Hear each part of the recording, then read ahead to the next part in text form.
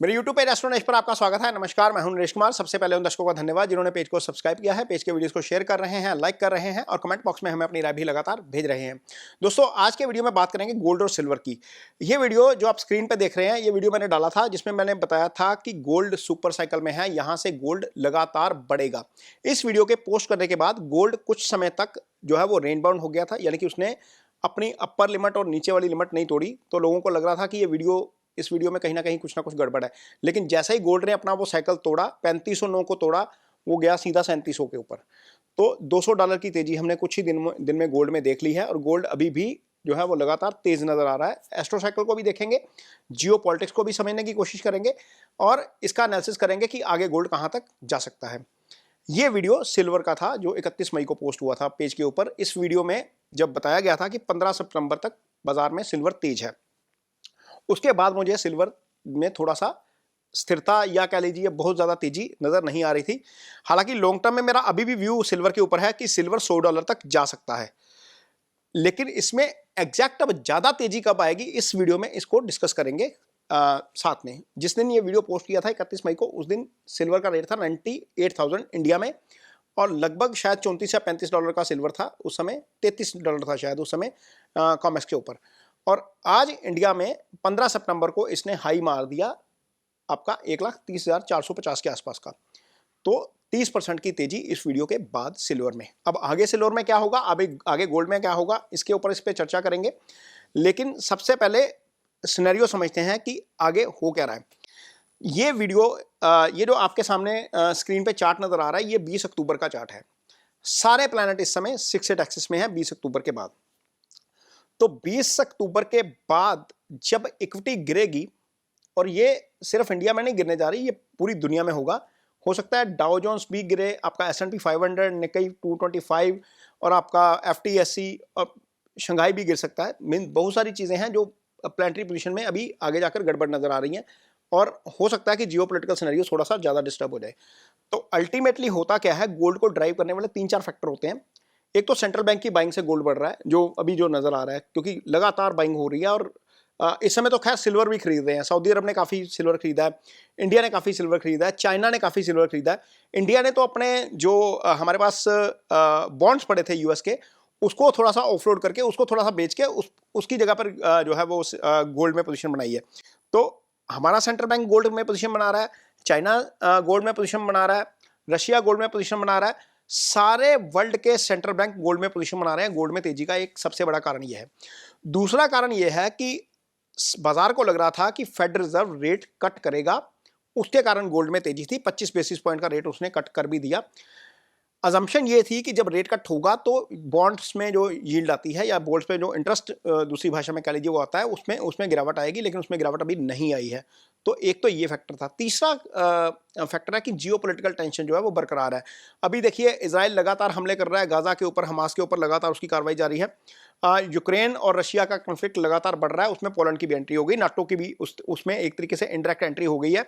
Russia ने invade करने की कोशिश की, रशिया की कुछ मिसाइल्स ने कह लीजिए इन्वेड करने की कोशिश की पोलैंड में, वहां से नाटो ने थोड़ा सा हल्का सा रिप्लाई दिया। हालांकि बहुत ज्यादा कॉन्फ्लिक्ट नहीं हुआ, लेकिन फिर भी नाटो की एंट्री उसमें हो रही है लगातार।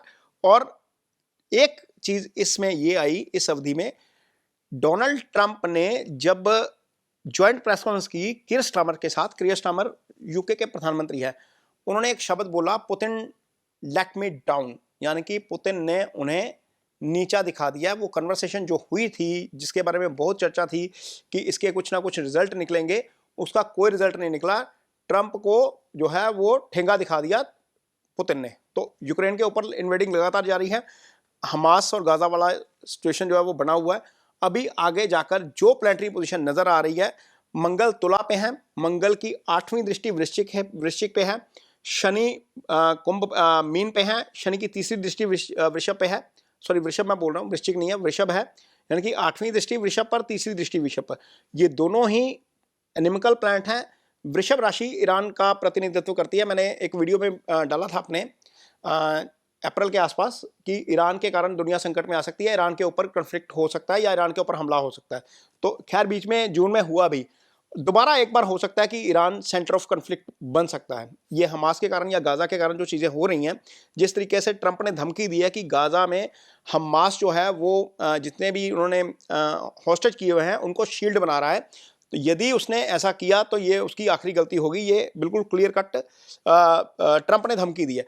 तो ये सारी धमकी और ये सारा जो प्लानिटरी पोजीशन है, मुझे समझ आ रहा है कि ईरान या मिडिल ईस्ट में एक बड़ा क्राइसिस सामने नजर आ रहा है, खासतौर पर अक्टूबर में। और यदि ये क्राइसिस बढ़ जाता है तो गोल्ड आप मान के चलिए यहां से आगे निकल जाएगा। अब गोल्ड का और सिल्वर का यदि रेशो निकालते हैं तो आज की डेट में भी गोल्ड सिल्वर रेशो 86 के आसपास है। मई 31 मई को जब मैंने वीडियो पोस्ट किया था सिल्वर वाला, तो उस समय गोल्ड सिल्वर रेशो 96 पे था, आज 86 पे है। यानी कि सिल्वर ने रिटर्न जो है वो लगभग 7 या 8% ज़्यादा दे दिया गोल्ड के मुकाबले। ज़्यादा मीन्स 9% ही ज़्यादा मान के चलिए। और जो सिल्वर का रेशो है गोल्ड के मुकाबले में अभी भी ज़्यादा नहीं है, अभी भी ज़्यादा नहीं है, मीन्स अभी भी 86 का है। ये आइडियली 50-60 के बीच में होना चाहिए। इसका मतलब यह है कि चांदी अभी भी चलनी चाहिए, अभी भी चांदी के पास स्कोप ज़्यादा है चलने का। लेकिन चांदी के चलने का टाइमिंग क्या है? अब चांदी जो पहले चली वो चली क्यों? चांदी जो है वो 3 कारकों से चलती है। एस्ट्रोलॉजिकली इसको समझेंगे। एक तो कर्क राशि चांदी की कारक है, चंद्रमा चांदी का कारक है और शुक्र चांदी के कारक है। आप देखिए जो पिछले महीने में चांदी चली है, पिछले 15-20 दिन में, वो शुक्र के कर्क राशि में आने के बाद चली। जो लंबी तेजी उसने दिखाई है ना, शुक्र चांदी के कारक है। कर्क राशि में बैठे थे तो चांदी में जबरदस्त तेजी हमें देखने को मिली। शुक्र आगे निकले, चांदी में तेजी रुक गई। मीन अब 15, आज हम जब वीडियो शूट कर रहे हैं तो 20 तारीख है, और 15 को जो उसने हाई बनाया था वो हाई नहीं कटा अभी।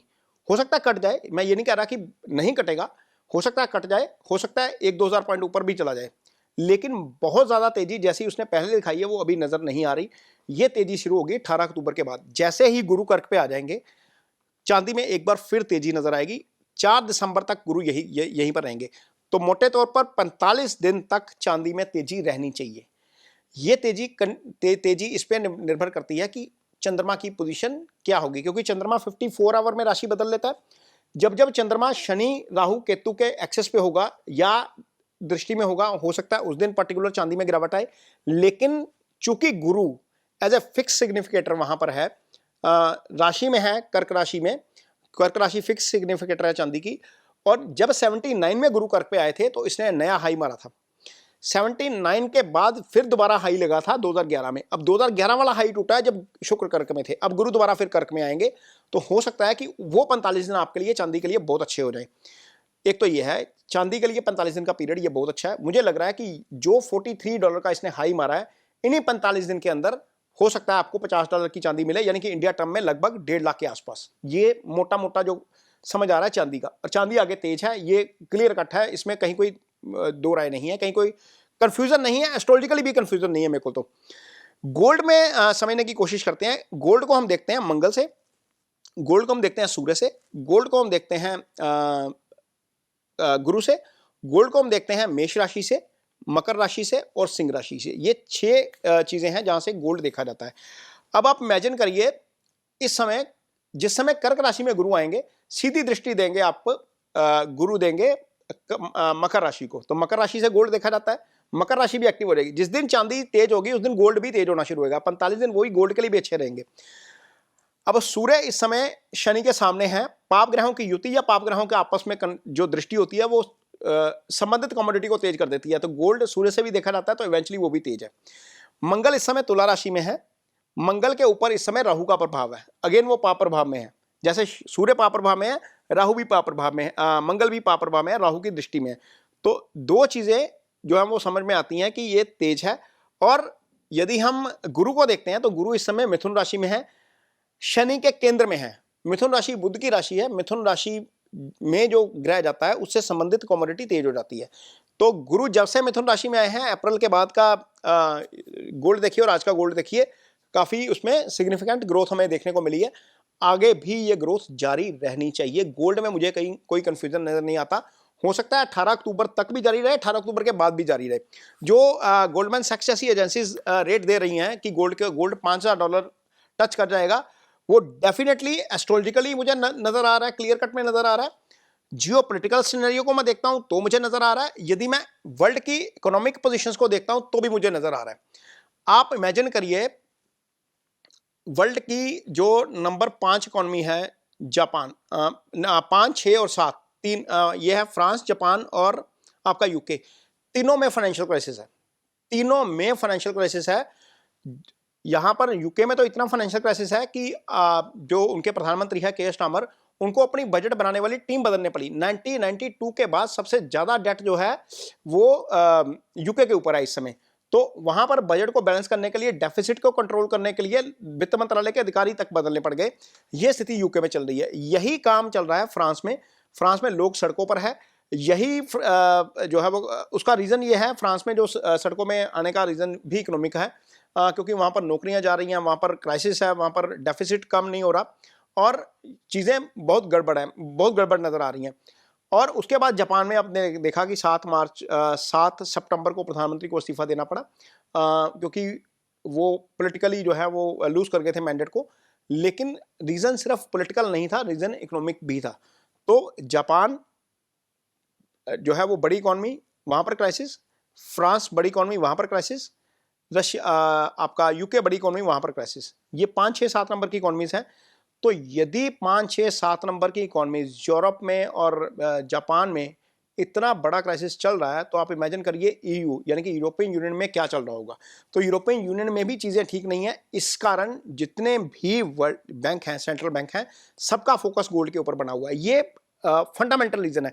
जियोपॉलिटिकल सिनेरियो एक अलग इशू है, क्योंकि इन्वेस्टर जब शांति नहीं ना होती तो इन्वेस्टर सेफ हेवन की तरफ आता है। सेफ हेवन गोल्ड ही होता है। तो यदि मैं इसको इकोनॉमिकली देखता हूं, यदि मैं इसको एस्ट्रोलॉजिकली देखता हूं, यदि मैं इसको फंडामेंटल के तौर पर देखता हूं, यदि मैं इसको जियोपॉलिटिक्स के लिहाज से देखता हूं, तो मुझे गोल्ड और सिल्वर अभी भी तेज नजर आते हैं। मोटे तौर पर तेज हैं। पोजीशन कैश में रखनी चाहिए, लेकिन ये याद रखिएगा, इस वीडियो को देखकर कोई इन्वेस्टमेंट मत करिएगा। ये आपकी जानकारी के लिए है, ये इन्वेस्टमेंट की सलाह नहीं है। यदि आप इस वीडियो को देखकर कोई इन्वेस्टमेंट करते हैं, कोई निवेश करते हैं, उसमें आपको नुकसान होता है, तो मैं या मेरा चैनल जिम्मेवार नहीं है। ये जानकारी जरूर है ताकि आपके मन में चीजें रहें। ये सिंक में चलता है सारा कुछ। यदि आपको फंडामेंटल और टेक्निकल या फिर आपका जियोपॉलिटिक्स पॉलिटिकल सिनेरियो समझ में आ रहा है, सामने चीजें ठीक है, गड़बड़ है सॉरी, और आपको सामने चार्ट भी बता रहा है कि चीजें गड़बड़ है, एस्ट्रो चार्ट में बता रहा हूं, तो सिंक हो जाती हैं चीजें। और ये मुझे क्लियर नजर आ रहा है कि गोल्ड सिल्वर में आगे भी तेजी है और ये तेजी अभी बनी रहेगी। ये वीडियो आपको कैसा लगा, इस पर कमेंट बॉक्स में अपनी राय जरूर दीजिए। यदि ये वीडियो अच्छा लगे तो इसे शेयर जरूर करिए, पेज को सब्सक्राइब जरूर करिए। इसके साथ ही मुझे दीजिए इजाजत। नमस्कार।